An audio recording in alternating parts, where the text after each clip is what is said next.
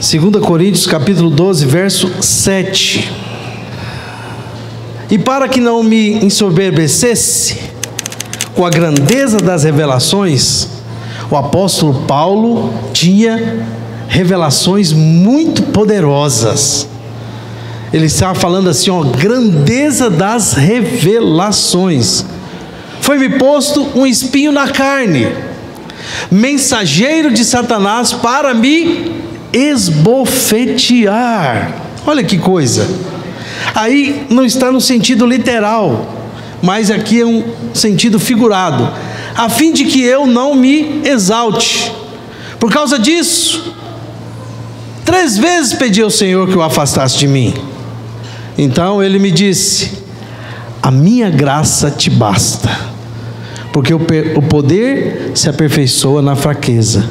De boa vontade, pois, mais me gloriarei nas fraquezas, para que sobre mim repouse o poder de Cristo. Feche seus olhos. Espírito Santo, estamos aqui nessa noite. O que importa-nos é a Tua palavra. É ela que é capaz de discernir os pensamentos e propósitos do coração. Ela que é capaz de separar juntas e medulas. Ela que é viva e eficaz.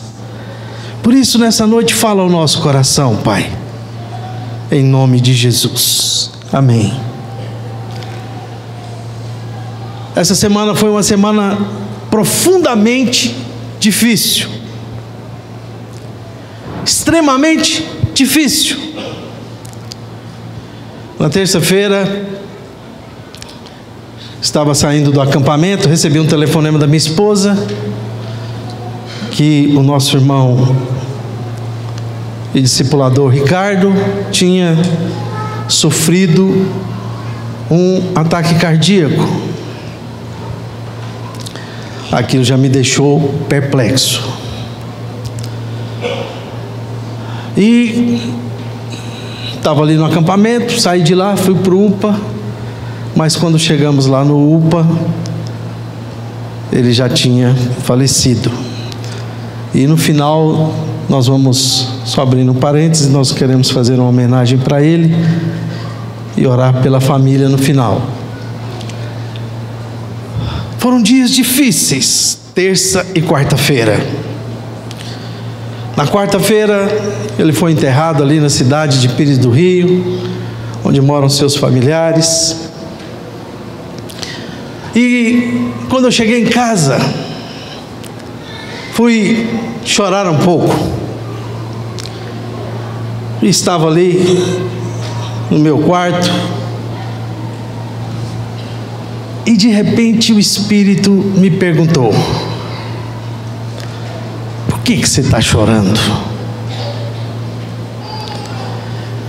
Quando o Espírito pergunta algo, é porque alguma coisa não está batendo bem.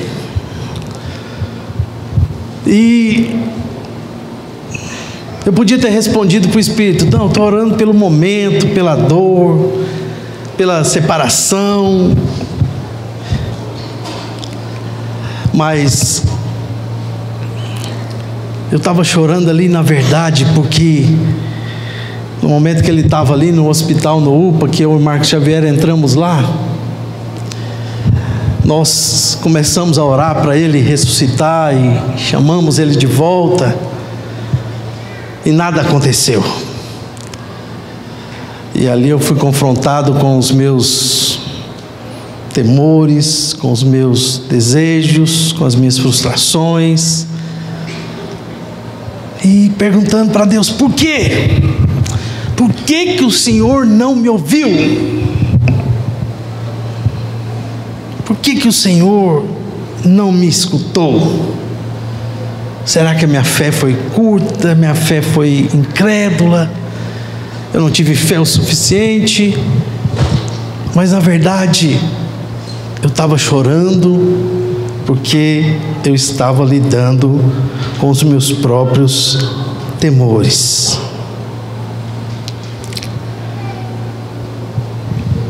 Mas, por mais que nós desejemos um mundo melhor para nós, para os nossos filhos, nós não podemos esquecer que nós vivemos em um mundo imperfeito, depois que o homem caiu. Gênesis capítulo 3, verso 17, 18 e 19, a palavra diz o seguinte: e a Adão disse: porquanto destes ouvidos à voz da tua mulher, e comeste da árvore de que te ordenei, dizendo: não comerás dela, maldita é a terra por causa de ti, com dor, diga para quem está do seu lado, com dor, comerás dela todos os dias da tua vida, espinhos e cardos também se produzirá. Não havia espinhos nem cardos, não havia nada maldito sobre a terra.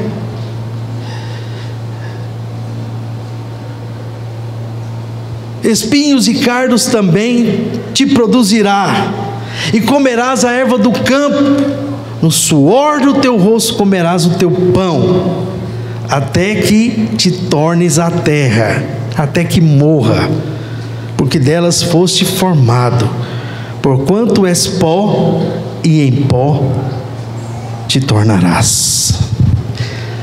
Depois da queda, a terra começou a produzir cardos, abrolhos e espinhos. E aqui há uma consequência que veio sobre o homem após a sua queda. E, como consequência, ele teria que conviver com 3 coisas. A partir daquele momento, ele começaria a ter que conviver com 3 coisas: trabalho, sofrimento e morte. 3 coisas que não estavam planejadas por Deus, mas que depois que o homem caiu, ele teria que passar a conviver com isso. Por isso, ninguém que viva nessa terra está isento dessas 3 coisas. Mas nós lemos aqui o texto de Paulo, do apóstolo Paulo, e ele fala que foi posto um espinho na sua carne. E o que era esse espinho na carne, na vida de Paulo? Paulo diz que foi-lhe dado um espinho, foi posto um espinho na sua carne. Espinho é algo que causa dor. A palavra grega usada aqui no original diz que esse espinho era uma espécie de uma estaca ou um pedaço de madeira afiado. Você já viu tanto que incomoda quando às vezes a gente pega numa rosa e sem querer pega no espinho? Ou quando você está mexendo num pedaço de madeira, entra um pedaço de ferpa no seu dedo. Como aquilo ali incomoda? Como aquilo ali causa um desconforto muito grande para você?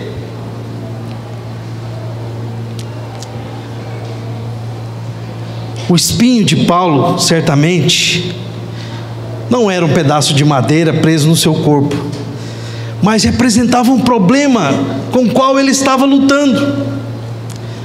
E alguns estudiosos dizem algumas teorias sobre esse espinho, porque a Bíblia ela não detalha exatamente o que era esse espinho, mas alguns estudiosos eles fizeram alguns estudos para saber o que Paulo estava falando. Uma das possibilidades era que esse espinho era algum tipo de tentação que ele estava passando. Alguns imaginavam que ele vivia uma tentação secreta em sua vida, que se não fosse devidamente controlada, ia acabar destruindo o seu ministério. 2 Coríntios capítulo 11, verso 29. Olha o que ele diz: quem enfraquece, que também eu não enfraqueça, e quem se escandaliza, que eu não me inflame. Então alguns acham que era uma tentação, outros acham que era uma perseguição. Alguns acham que era sofrimento, seu sofrimento era perseguição. 2 Coríntios capítulo 11, verso 23. São ministros de Cristo. Falo como fora de mim, eu ainda mais. Em trabalhos muito mais em prisões, em açoites sem medida, em perigos de morte muitas vezes. 5 vezes recebi dos judeus uma quarentena de açoite menos um. Fui 3 vezes fustigado com varas, uma vez apedrejado, em naufrágio 3 vezes, uma noite e um dia passei na voragem do mar, em jornadas muitas vezes, em perigos de rios, em perigos de salteadores, em perigos entre patrícios, em perigos entre gentios, em perigos na cidade, em perigos no deserto, em perigos no mar, em perigo entre falsos irmãos, em trabalhos e fadigas, em vigílias muitas vezes, em fome e sede, em jejuns muitas vezes, em frio e nudez. Muitos acham que o espinho na carne de Paulo era isso aqui, esse sofrimento intenso. Outros achavam que o espinho era um problema de vista. Era um problema de vista causado por algum problema, por uma doença que na época era muito comum, a malária, que era muito comum na região onde Paulo estava. Gálatas 4, capítulo 15. Olha o que diz: pois vos dou o testemunho de que, se possível fora, tereis arrancado os próprios olhos para vos dar. Gálatas 6, 11. Vede com que letra grande vos escrevi do meu próprio punho. Ou seja, se ele tinha que escrever com letra grande, é porque não enxergava as letras pequenas. Talvez esse espinho fosse um problema de vista, não enxergar direito. E como naquela época não tinha nenhum oftalmologista com nenhum tipo de colírio para poder dilatar a pupila para fazer o exame, ele sofria muito com esse problema. Outros dizem que era uma aparência fraca. Outros ainda pensam que Paulo tinha algum problema físico que afetava a sua aparência. 2 Coríntios 10, verso 10. As cartas, com efeito, dizem, são graves e fortes, mas a presença pessoal dele é fraca, e a palavra desprezível. Ou seja, Paulo, alguns teólogos acham que o apóstolo era alguém de pequena estatura, careca, com as pernas em forma de arco, com sobrancelhas daquelas bem pontudas e um nariz de tucano. Sabe? Acham que o problema dele era a aparência. Por quê? Porque a palavra diz que a presença pessoal dele é fraca, e a palavra desprezível. Ou seja, era alguém que não se impunha, era alguém que não era alguém que era bom de estar na presença dele. A palavra dele era algo que, sabe, não era legal. Qualquer que tenha sido esse espinho, na verdade, sabemos que é uma coisa que Paulo queria desesperadamente se livrar. Talvez não foi especificamente nomeado e descrito de modo que cada um de nós possa relacioná-lo com a sua própria experiência. Todos nós temos espinhos em nossas vidas. O espinho é a área da sua vida em que você mais é vulnerável, ou que você está mais fragilizado. Talvez seja um relacionamento, um problema físico, sabe, uma depressão, um mau hábito. Mas na verdade, um espinho na carne, como diz o apóstolo, é um esbofetear de Deus. Tem um homem de Deus que ministra sobre cura. Eu já fui em várias conferências onde eu vi Deus usando ele poderosamente. Pastor Randy Clark, muito usado por Deus em curas. Mas no ano passado ele foi convidado para estar entre nós. E no dia que ele chegou em São Paulo, ele falou: olha, não vou poder estar com vocês. ele teve que ser levado às pressas para o hospital, porque ele tem uma doença incurável. Parece incoerente, não é não? Alguém que ministra sobre cura tem uma doença, sabe? É impressionante, todos nós temos os nossos espinhos. Agora, seja como for, essa passagem do apóstolo nos diz várias coisas como lidar com os espinhos em nossa vida. E aqui nós temos 5 princípios para lidar com os espinhos em nossas vidas. Verso 7. Volta lá para 2 Coríntios. 2 Coríntios, verso 7, parte B. Olha o que diz: foi-me posto. Foi-me posto.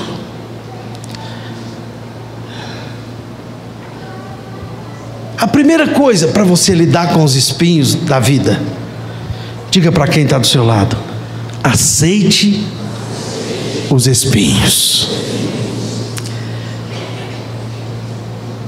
Aceite os seus espinhos. Sabe, Paulo diz que esses espinhos foram colocados nele. Esses espinhos foram mensageiros de Satanás. Mas a pergunta é: quem colocou esse espinho em Paulo? Foi Satanás ou o Senhor? Foi o Senhor. Isso parece muito contraditório, porque é mensageiro de Satanás e foi colocado por Deus. Foi Deus quem colocou a lasca na carne de Paulo? Sim, essa é a verdade da palavra de Deus. Essa é a verdade da palavra de Deus. E eu quero abrir um parênteses aqui sobre ser usado ou ser aprovado. As pessoas confundem ser usados por Deus em ser aprovado por Deus. Nós pensamos assim, que todo mundo que é usado também é aprovado. Mas olha, Deus usou Balaão, que era um profeta malandro, e Deus usou a sua mula. Quero dizer para você que Deus usa até o diabo quando é preciso. E o diabo é aprovado por Deus? Não, não é. O fato de Deus usar o espinho não significa que o espinho seja aprovado por Deus. O fato de Deus usar certos irmãos não significa que Deus está aprovando o que eles estão fazendo. Ser aprovado é muito mais importante do que ser usado. Todo aquele que é aprovado é aquele que também é usado, mas nem todos que são usados de fato são aprovados diante de Deus. Sabe, uma das maneiras de Deus nos levar a crescer é nos polindo. Uma joia, para ficar brilhante, tem que ser polida, e não há polimento sem lixo. Nenhum homem é aprovado, é aperfeiçoado sem passar por provações. Ninguém cresce sem passar por provações. Todos nós passamos por provações, mas é porque Deus quer polir você. Deus quer que você cresça. Deus quer que você seja aperfeiçoado. E esses espinhos na carne foram colocados para isso, para nos fazer crescer através do esbofeteamento, para que ninguém se glorie. Porque nós temos uma tendência a nos gloriar muito facilmente em nós mesmos. Eu que fiz, eu que juntei, eu que dei conta, eu posso, eu fui capacitado, sabe, o eu no centro. Mas Deus fala: olha, eu vou colocar esse espinho para que você não se glorie. Paulo fala que ele estava recebendo grandiosas revelações. Imagine alguém hoje em dia tendo revelação de toda a palavra. Se hoje em dia Deus já distribui a palavra para todas as igrejas, imagine se uma só pessoa tiver a palavra. Quem que vai aguentar uma pessoa dessa? Por isso que por isso que Deus colocou esse espinho na carne de Paulo. Existe um pastor chamado Rick Warren. Ele escreveu um livro chamado Uma Igreja com Propósitos. Alguém já ouviu falar desse livro? Já vendeu 50 milhões de exemplares. 50 milhões de exemplares. Ele tem uma igreja de cerca de 50 mil membros. É uma igreja que tem influenciado várias igrejas pelo mundo afora.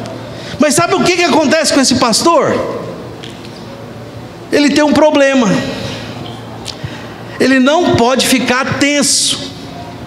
Se ele ficar tenso, sabe o que acontece com ele? Ele desmaia. E todas as vezes que ele vai pregar, ele fica tenso. E o que acontece?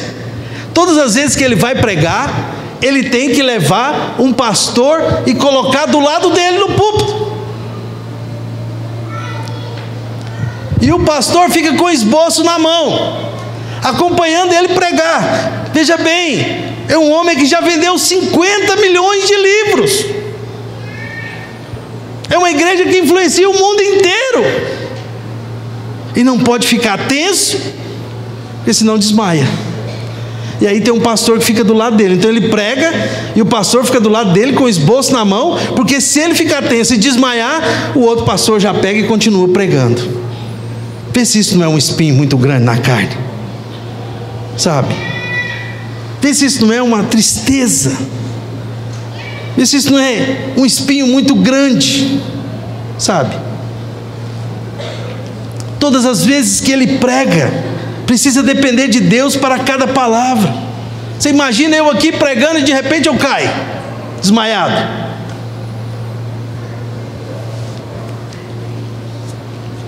Recentemente, o filho dele, que era excepcional, tinha 29 anos de idade, suicidou. Cometeu suicídio. Veja bem, é alguém altamente influente. Agora, Paulo pediu ao Senhor que removesse o espinho por 3 vezes. Ou seja, pediu uma vez e houve silêncio no céu. Pediu pela segunda e o céu se calou. Sabe, irmãos, ele era um pregador do evangelho consagrado, instrumento de Deus para fazer a igreja avançar naquela época. Agora olha para cá, orar 3 vezes significa uma profunda angústia, porque Jesus também lá no Getsemane orou por 3 vezes, e Paulo derramou seu coração, havia enfrentado tudo por amor a Jesus, mas depois de orar, o céu ficou em silêncio. Imagine a decepção de Paulo. Eu estou aqui pregando o evangelho, sofrendo com naufrágio, sofrendo com fome, perigo, sendo esbofeteado, chicoteado, e agora eu pergunto para Deus e Deus não fala nada. Deus simplesmente se cala. É ou não é de ficar decepcionado? Pediu pela 3ª vez, e depois que ele pede a 3ª vez, a resposta chega. Deus responde para Paulo: a minha graça é suficiente para você, porque o meu poder se aperfeiçoa na fraqueza. Deus não estava oferecendo a remoção do espinho, mas a graça de viver com o espinho. Muitos relacionam a graça somente com a salvação, mas não é apenas isso. Não é apenas a promessa de perdão, mas a promessa de ter o favor de Deus. O que é a graça? É a dádiva de poder agradar a Deus. Paulo foi transformado pela graça de Deus. Paulo, quando ele ia escrever uma carta, ele sempre começava com graça e paz a vós outros. E quando ele terminava, ele falava: graça seja convosco. Sabe, irmãos, do começo ao fim, de cima a baixo, Paulo foi mudado pela graça de Deus. No dia da aflição, no dia em que o espinho parece que está te angustiando mais, nesse dia, a graça será abundante sobre a sua vida. Paulo deixou de orar para tirar o espinho, porque ele reconheceu que o fruto desse espinho era mais graça em sua vida. Qual que é a praticidade disso? Alguém já te falou que Deus nunca vai te levar aonde a graça não possa te sustentar? Em outras palavras, Deus nunca vai permitir que você passe por uma provação maior que a sua fé, algo que você não possa suportar. Diga isso para quem está do seu lado: Deus nunca vai permitir que você passe por uma provação maior que a sua fé, algo que você não possa suportar. Sabe, irmãos, a graça é o raciocínio diferente de Deus. Olha para cá. Sabe o que nós oramos? Nós oramos: Deus, me livra dos problemas. É ou não é? Mas sabe o que a graça de Deus diz? Eu vou dar força e sabedoria ao meu filho, para ele resolver os problemas. Nós oramos para que Deus nos dê caminhos mais fáceis. Mas Deus, a graça de Deus fala: eu vou dar para o meu filho os pés mais resistentes. Nós oramos para não ter dificuldade, mas Deus deseja que você ore para buscar soluções divinas. Sabe, irmãos, às vezes seu exterior é duro como couro, mas Deus quer transformar você numa pessoa sensível como manteiga por dentro. Sabe? Aceite os seus espinhos. Reconheça, eles estão aí. Faça como Paulo. Aceite os espinhos. Segunda coisa, ore insistentemente. Verso 8, Coríntios 12, verso 8: 3 vezes pedi ao Senhor que o afastasse de mim. Alguns pegam esse versículo e acham que nós temos que aceitar passivamente todos os problemas. O problema chegou, nós temos que ficar quieto.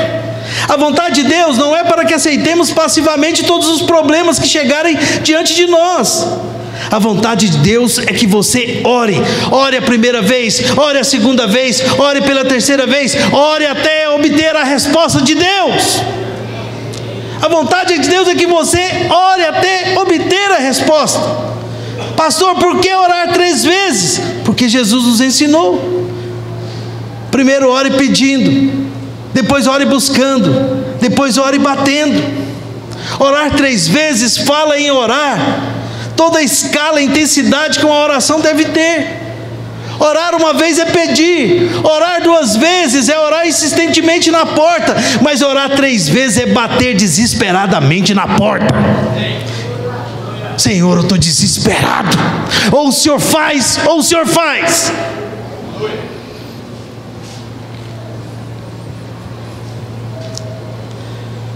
Paulo sabia que o espinho lhe havia sido dado, mas ele mesmo assim orou para que o Senhor o livrasse dele. E aqui foi o Getsêmani de Paulo. A primeira resposta que as pessoas dão quando se deparam com espinho é que elas desistem de Deus ou desistem de orar. Deixa eu te falar, meu irmão, não desista de orar, não desista de Deus. Vá até o fim com Deus. Diga para quem está do seu lado: irmão, não desiste de orar, não desiste de buscar, vai até o fim. Não fique pela metade, vai até o fim. Insista.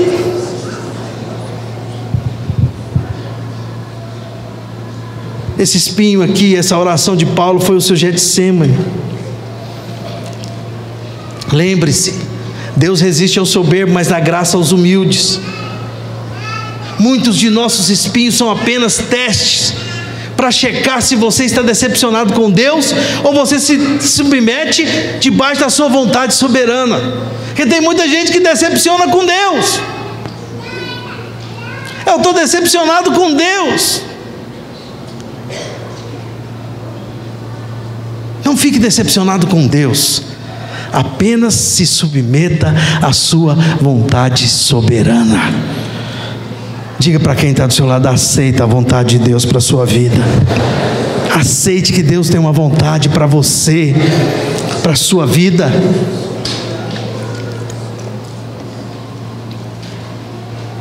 Terceiro, ouça a voz de Deus. Verso 9: então ele me disse. Deus disse algo para Paulo: aceite os espinhos, ore, ouça a voz de Deus. A despeito de qualquer coisa, você precisa ter uma palavra de Deus. Pode ser que Deus não responda do jeito que você quer, mas Deus sempre vai responder. Deus sempre tem 3 respostas para nós: sim, não e espera. Sempre tem 3 respostas para nós: sim, não e espera. Diga para quem está do seu lado: Deus tem sempre 3 respostas para você, meu irmão: sim, não e espera. Pode ser que Deus não responda aquilo que você quer, do jeito que você quer, na hora que você quer, mas Ele sempre vai responder. Deus sempre está pronto para falar conosco. Nós é que não estamos prontos para ouvi-lo eventualmente. Muitas vezes nós não estamos prontos para ouvir a Deus. O fato é de que quem está decepcionado com Deus não está aberto para ouvir a sua voz e saber a vontade dEle. Deixa eu te falar, meu querido, olha para cá. Deus não é Papai Noel. Sabe quando é que uma criança deixa de acreditar em Papai Noel? Quando ela pede um presente e o presente não chega. Sabe? Tem gente que trata Deus do mesmo jeito. Acha que Deus é Papai Noel. Sabe? Porque não fez o que eu queria, não é digno da minha fé, não é digno da minha crença. Deus não fez do jeito que eu pedi, da maneira que eu pedi, do jeito que eu pedi, sabe? 16 anos orando por um filho, fazendo inseminação, sabe? E começou do jeito público. Começamos fazendo e orando porque tínhamos uma promessa que Deus ia nos dar um filho, e começamos ali fazendo inseminação do meio público. Aí depois passamos para o semi-particular, e aí terminamos o particular, gastamos quase 80 mil reais e o filho não veio. E da última vez, sabe o que o médico virou para mim? Não deu certo. Eu falei: só isso eu tenho para me dizer? Não deu certo. Mas aí um dia chega uma ligação lá do Tocantins: tem um bebê aqui, é esse, é o filho que Deus me deu.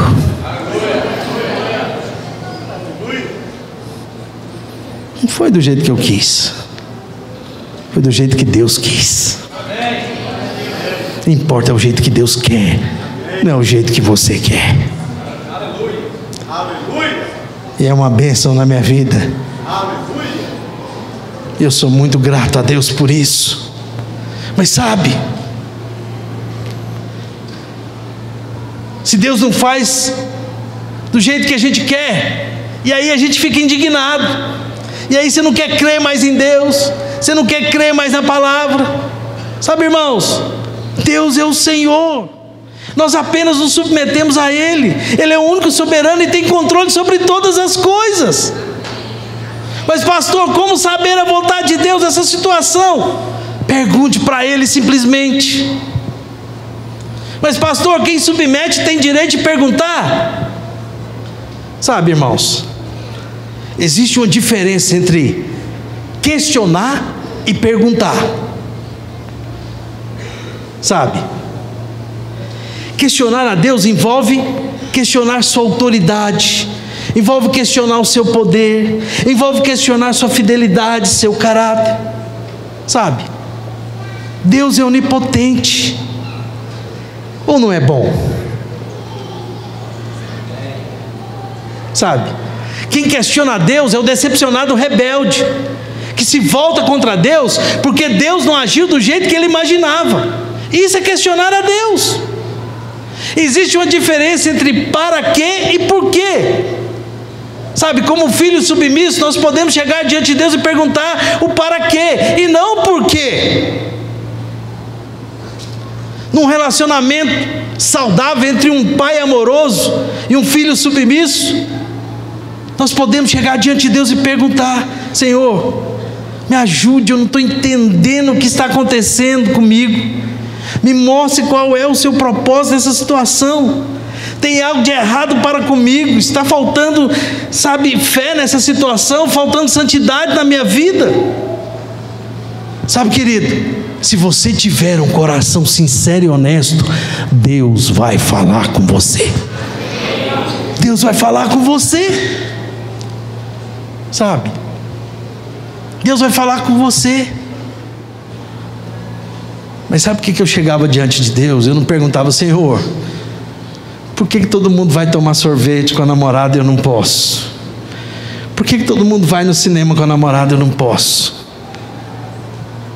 Sabe qual era a minha pergunta para Deus? Eu falava: o que o Senhor está querendo me ensinar com isso? Aonde o Senhor está querendo me levar? Por que todo mundo namora 1 ano, corteja 1 ano, e eu tenho que namorar 5?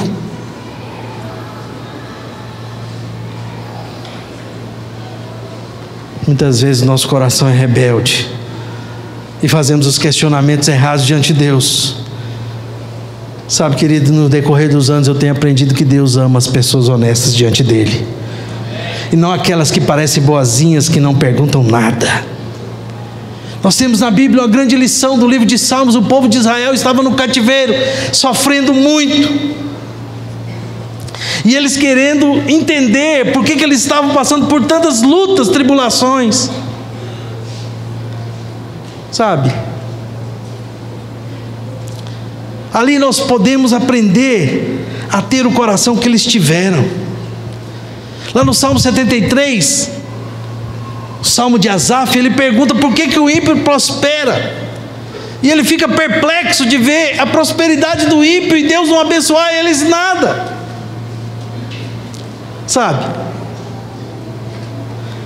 E eles ficam perplexos. Diga para quem está do seu lado: a perplexidade faz parte da vida cristã. 2 Coríntios capítulo 4, verso 8: em tudo, diga para quem está do seu lado: em tudo somos atribulados, mas não angustiados, perplexos, mas não desanimados. Fiquei perplexo essa semana, mas não desanimado. Atribulados sim, angustiados não. Viver angustiado não é um padrão. Perplexo sim, desanimado não. O que é perplexidade, irmão? Perplexidade é a seleção brasileira vir jogar com o Caldas e perder de 5-0 com o Neymar e companhia. Aí você fica perplexo. Fica ou não fica? Fica. Mas depois da perplexidade você não pode ficar desanimado. O que é desânimo? Nunca mais vou torcer para essa seleção depois do 7-1 contra a Alemanha. Passa rápido, né? Está todo mundo empolgado agora com a seleção do Tite. Ninguém se lembra mais do 7-1 da Alemanha e dos 3-0 da Holanda. Na verdade foi 10, uma lapada de uma vez. Ninguém se lembra mais. Não é verdade?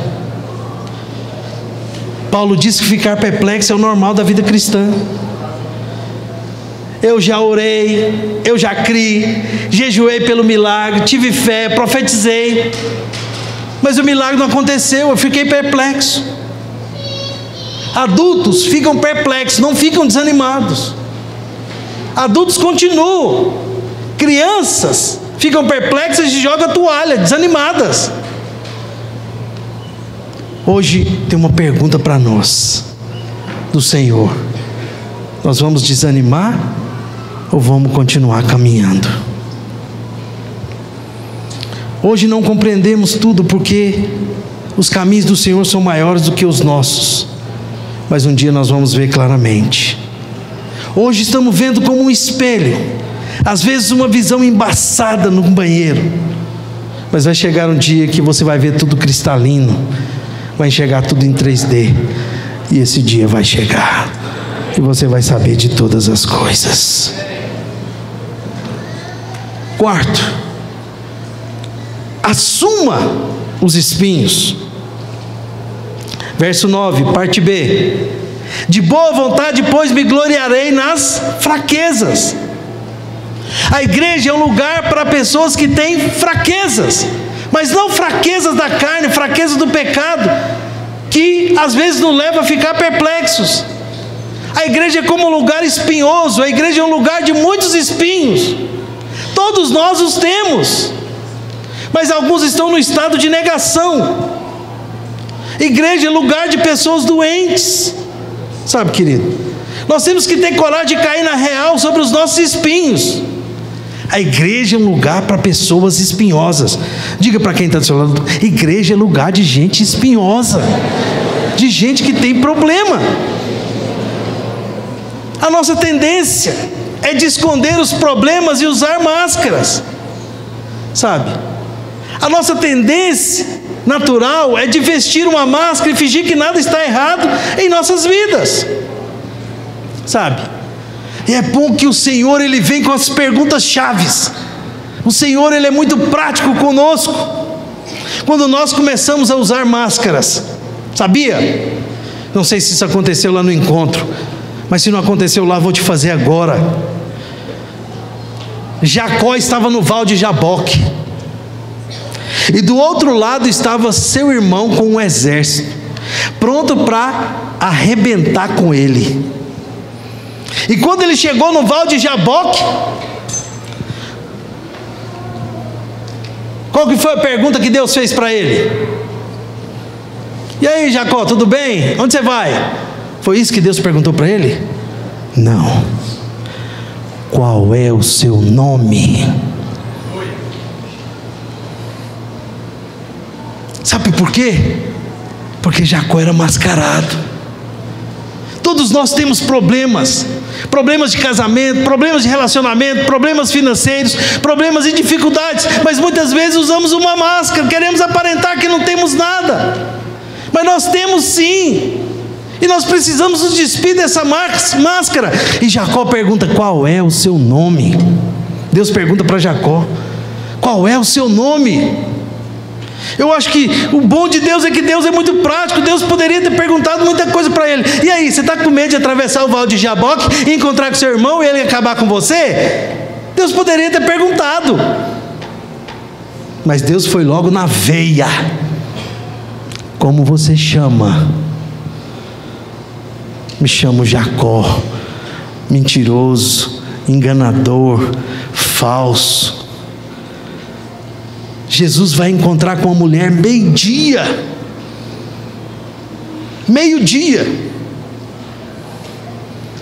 Ele vai e senta no poço e espera a mulher chegar.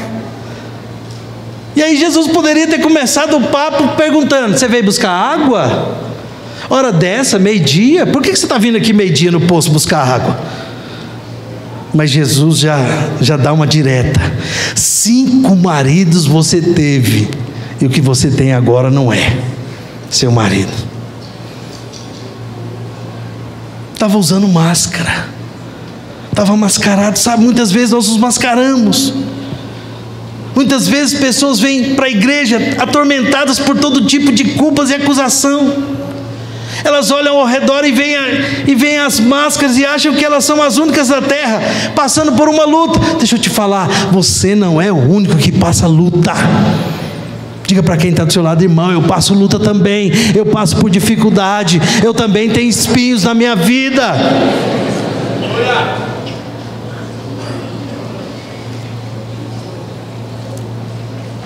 A minha experiência me diz que quando você assume o risco e é aberto e honesto sobre as suas lutas, as pessoas simplesmente não ficam chocadas e revoltadas com você. Elas entendem. E elas dizem: eu sei que você tem espinhos, eu também tenho alguns. Mas eu amo você de qualquer jeito. Sabe, tentar esconder atrás de uma máscara sempre nos faz infelizes. Existe liberdade na honestidade. Diga para quem está do seu lado: seja livre. Seja livre. Cuidado com a acusação. A acusação é uma coisa terrível. A acusação acaba com a nossa fé. A acusação acaba com a sua comunhão. A acusação te faz andar cabisbaixo o tempo todo e não te faz ter coragem de encarar ninguém, porque sempre tem uma voz lembrando você de algo. Eu me lembro um desenho que eu assisti. Vou colocar aqui o desenho do Paulinho e da Célia. Um dia o Paulinho e a Célia foram visitar a vovó e o vovô no sítio. E o Paulinho, muito peralta, chegou lá, pegou o seu estilingue e começou a dar pedrada para tudo quanto é lado. E começou a dar pedrada para tudo quanto é lado. Só que uma dessas pedradas acertou de cheio a cabeça do pato de estimação da vovó. E o pato veio a óbito na hora. E ele pegou o pato, correu e tentando esconder o pato. E tentando colocar lá no celeiro, e tentando esconder o pato. Só que quando ele levantou a cabeça, quem estava olhando ele? A irmã dele, a Célia. E ele escondeu o pato ali. Aí de repente, a vovó chama a Célia: Célia, nós terminamos de almoçar, você poderia me ajudar a lavar as vasilhas? Aí a Célia vira para a vovó e fala: não, vovó, o Paulinho, ele está louco para ajudar a senhora a lavar as vasilhas. E aí ela chega no ouvido dele e cochicha: olha o pato, lembra do pato. Quando é de tarde, o vovô fala assim: eu queria levar vocês para pescar. E a vovó: não, eu queria que a Célia me ajudasse a fazer comida. Aí a Célia vira para a vovó e fala: vovó, o Paulinho está louco para aprender a cozinhar. Olha o pato, lembra do pato, Paulinho. Uma semana no sítio, o Paulinho sofrendo debaixo da acusação da Célia, fazendo tudo que ela mandava. Depois de uma semana debaixo daquele sufoco, ele não aguentou mais e chegou na avó dele: vó, preciso contar um negócio para a senhora. O que foi, Paulinho? Vó, eu matei o pato de estimação da senhora.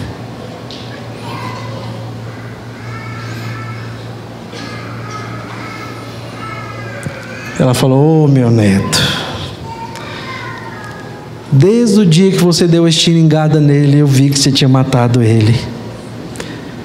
Eu só queria ver até onde que você ia aguentar as acusações da sua irmã. Eu amo muito você, já te perdoei, você já está perdoado. Sabe qual é o problema?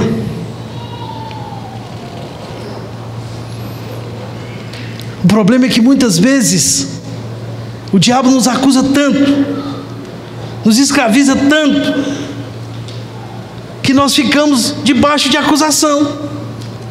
Sabe, querido, você não pode deixar o diabo te manter debaixo da culpa e da escravidão. Seja honesto, confesse seus pecados e encontre a liberdade e viva debaixo de uma verdadeira paz. Viva em paz.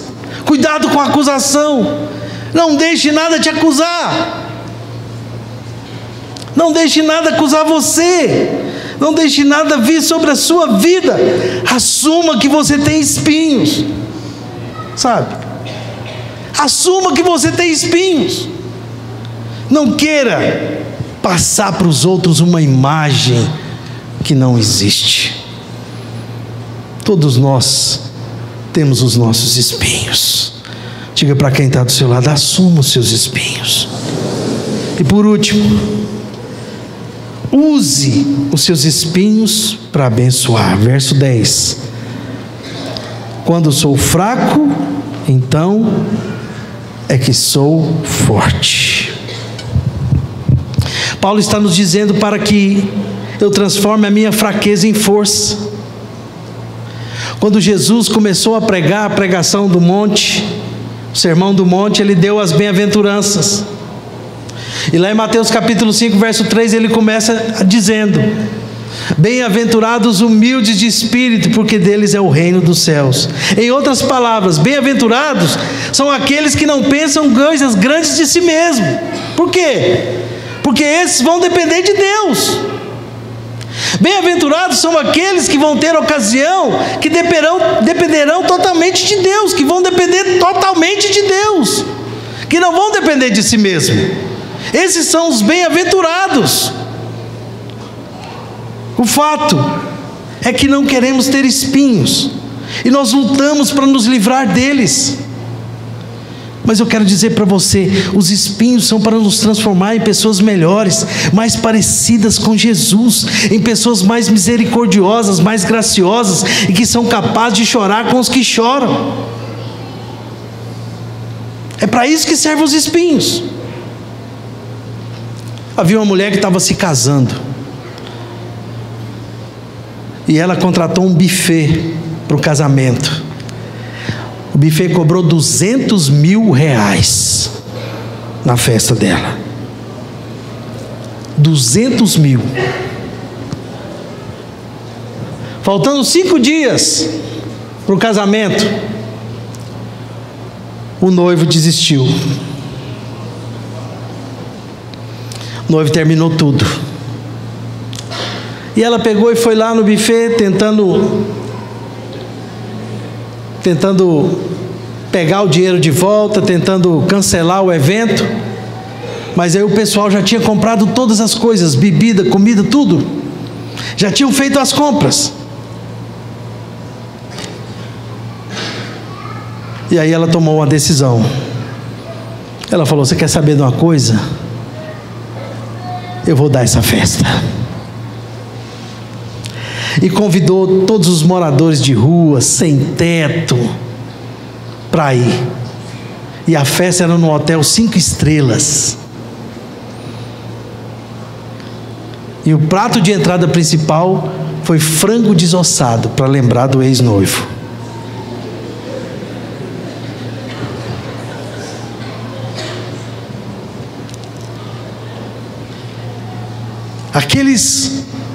Aqueles pobres, aquelas pessoas tiveram um jantar extraordinário, extravagante, servido em porcelana finíssima, e ainda por cima uma orquestra tocando para eles a noite inteira. Essa história é a imagem do reino de Deus, sabe, irmãos? Porque essa história é uma boa imagem da igreja e do reino de Deus. Uma pessoa usou o seu quebrantamento e a sua dor para abençoar outros. É você pegar algo que foi luta, tribulação, e decidir de alguma maneira: eu vou abençoar alguém com a minha dor, eu vou abençoar alguém com o meu sofrimento. A moça que foi espinhada pela desistência do noivo no casamento não permitiu que aqueles espinhos a deprimissem, mas usou a circunstância adversa para testemunhar de Jesus aos pobres. E é justamente isso que o Senhor espera de nós, que eu e você transformemos todas as situações de angústia e de quebrantamento para abençoar aqueles que nos rodeiam. Por isso, o irmão do teclado podia subir? Não ore por uma vida fácil. Ore para você ser uma pessoa mais forte. Diga isso para quem está do seu lado. Não ore por uma vida fácil. Ore para você ser uma pessoa mais forte. Não ore por tarefas iguais à sua capacidade. Ore para que Deus te dê força para fazer o que ninguém faz numa situação como a sua. Talvez você não consiga fazer nenhum milagre,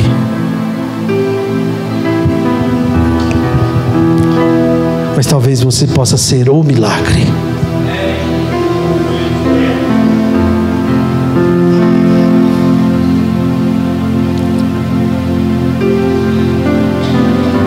Existe a experiência da flor e do espinho.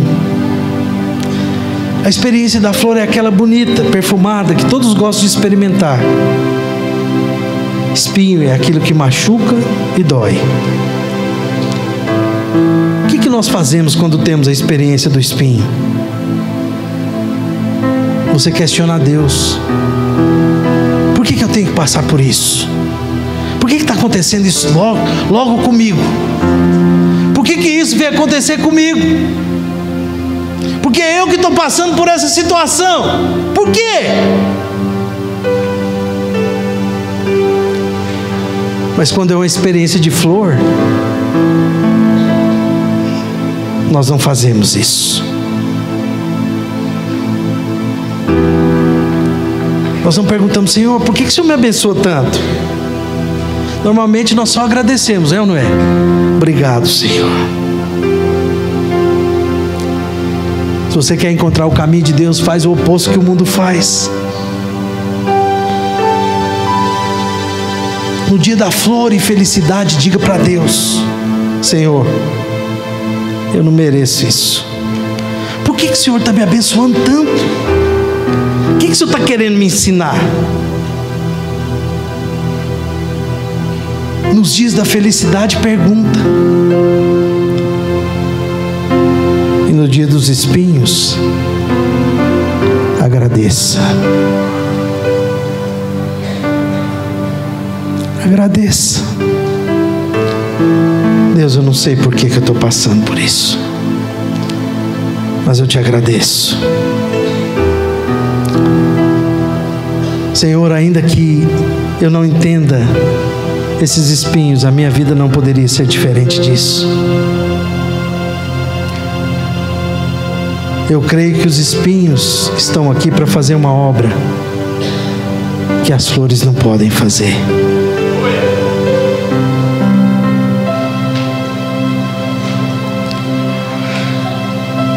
O espinho faz parte da minha vida, faz parte da sua vida também. Mas eu sei que por trás dele tem uma mão cuidadosa que vai cuidar de mim, de você. E para encerrar, Salmo 139, verso 7. Para onde me ausentarei do teu espírito? Para onde fugirei da tua face? Se subo aos céus, lá estás. Se faço minha cama no mais profundo abismo, lá estás também. Se tomo as asas da alvorada e me detém nos confins dos mares, ainda lá me haverá de guiar a tua mão e a tua destra me susterá. Se eu digo: as trevas com efeito me encobrirão e a luz ao redor de mim se fará noite, até as próprias trevas não te serão escuras. As trevas e a luz são a mesma coisa. Talvez você entrou aqui nessa noite com muitos espinhos, muitos motivos para questionar. Por quê? Por que eu? Talvez você nem sabe por que você entrou aqui essa noite.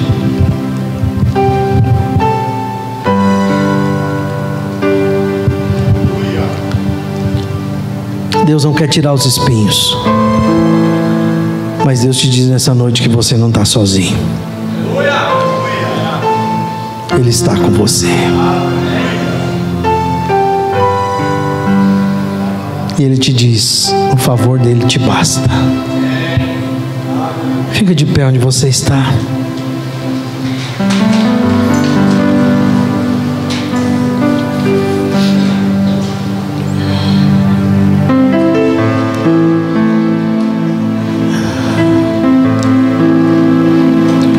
você não sabe por que você veio aqui hoje. Mas Jesus sabe. Ele tinha um propósito de trazer você aqui nessa noite. Ele queria salvar você. A grande pergunta para você não é se você tem Jesus no coração. A grande pergunta para você não é se você já aceitou Jesus. A grande pergunta é: você tem convicção da vida eterna? Se você morrer amanhã, aonde você vai estar? Com quem você vai estar?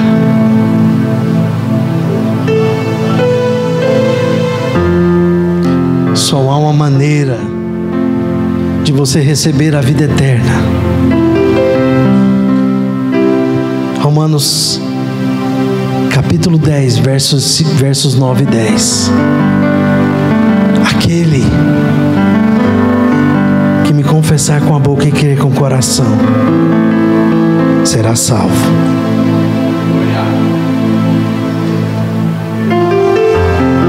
Porque com o coração, coloca aí Romanos 10, 9 e 10.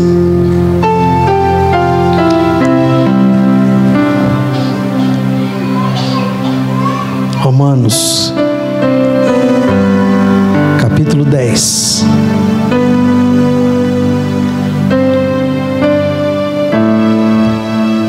Se com tua boca confessares a Jesus como Senhor, e em teu coração creres que Deus o ressuscitou dentre os mortos, serás salvo. Porque com o coração se crê para a justiça, e com a boca se confessa a respeito da salvação.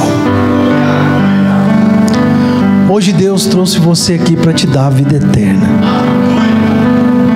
Hoje Deus trouxe você aqui para te salvar. Para que você não saia daqui agregado a mais uma religião. Para que você saia daqui não porque você tomou uma decisão que mudou circunstâncias, mas para que você saia daqui com uma decisão que vai mudar completamente a sua história.